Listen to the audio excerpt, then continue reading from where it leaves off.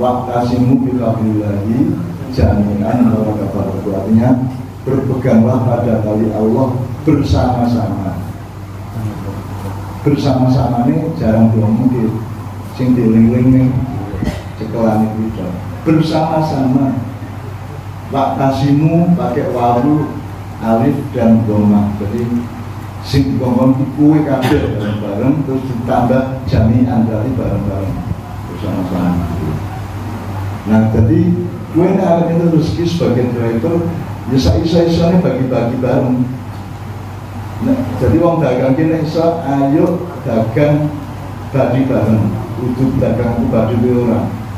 Jadi niatnya siapa kita bagi bareng, karena manusia itu akan nasu umatan wahidan. Kita itu semua jadi satu. Nabi Muhammad itu nabinya semua makhluk Allah, bukan hanya Nabi Muhammad Islam.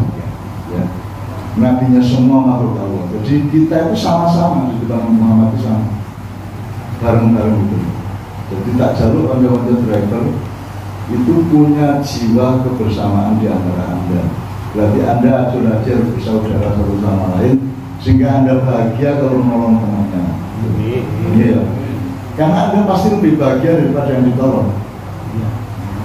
Al-Yadul Ulya baru menjadi syukur. Tangan yang di atas lebih tidak hanya lebih baik, lebih bahagia, lebih nyenengke. Ya.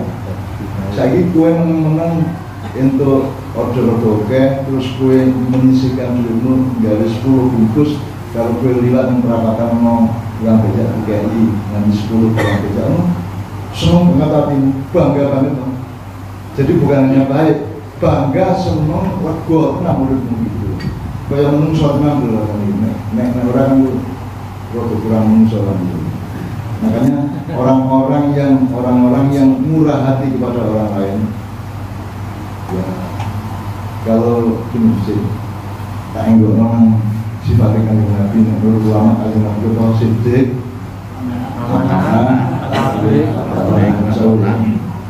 untuk teman-teman yang Islam, ambil ilmunya, ambil muatannya, jangan ambil lembaga Islamnya sendiri.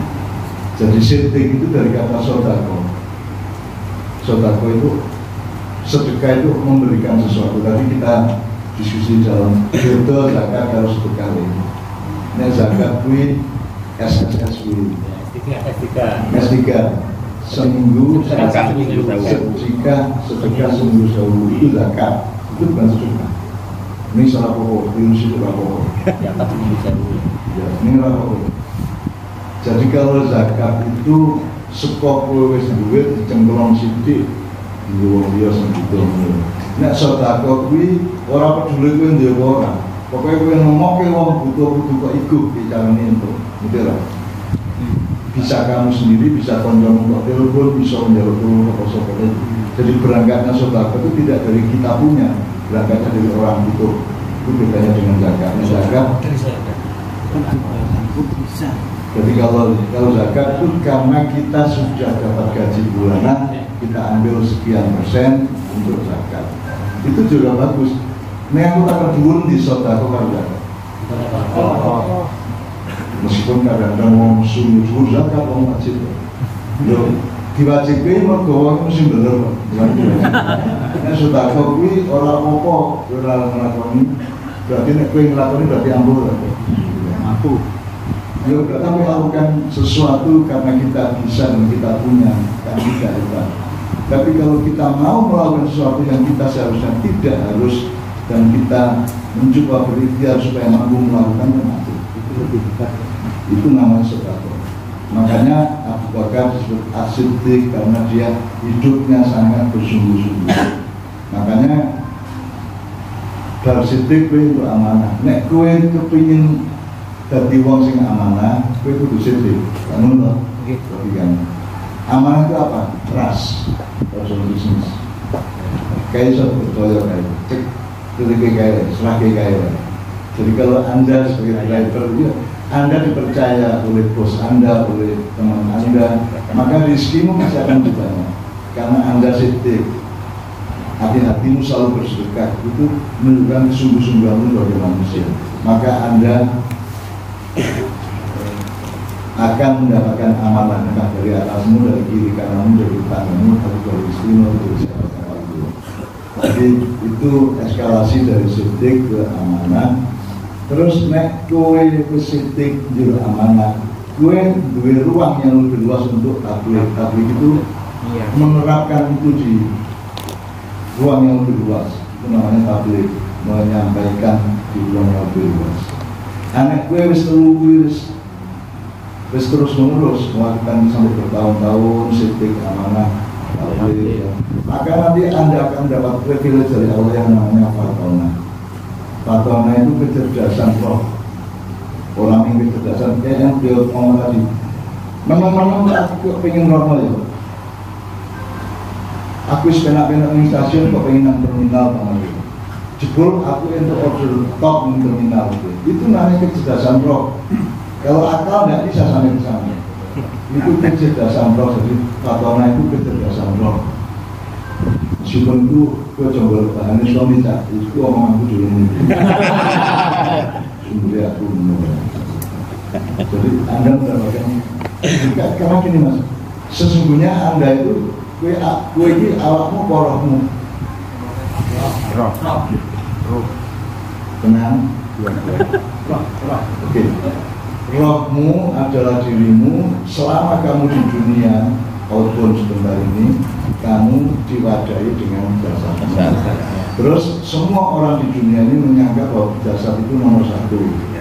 Terus kepala itu buat utama. Terus kita itu nih, terus kalau sistem saraf bermiliar-miliar, terus ada memorinya, ada prosesornya, ada harddisknya, komunikasi ya.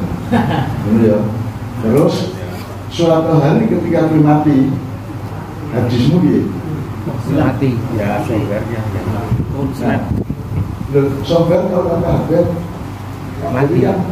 Selama ini kan kita percaya bahwa yang menyimpan memori itu otak kita.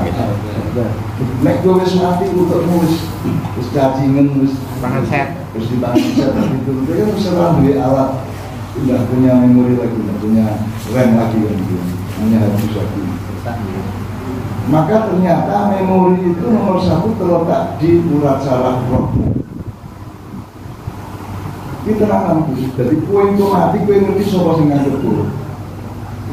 Kue itu mati ngerti bojomu ora dunia apa. Jadi banyak orang mati suri di Amerika diteliti di rumah sakit.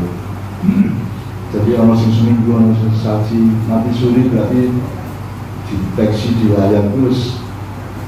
Sekarang ini terus pokoknya dari lurus seperti ini kayak lurus ya. Terus kan lurus orang-orang ini kalau kayak itu berhari-hari berminggu-minggu menunggu. Suatu hari tiba-tiba melonjak-lonjak bangun gini.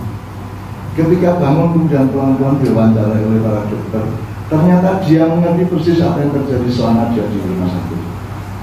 Dia nanti dokternya ganti, dia nanti dokternya bawa apa, ada tamu, dia nanti sebelumnya perawat ini bawa jadi dia mengerti persis apa yang terjadi di rumah sakit kalau dia mati selama katakanlah 3 minggu.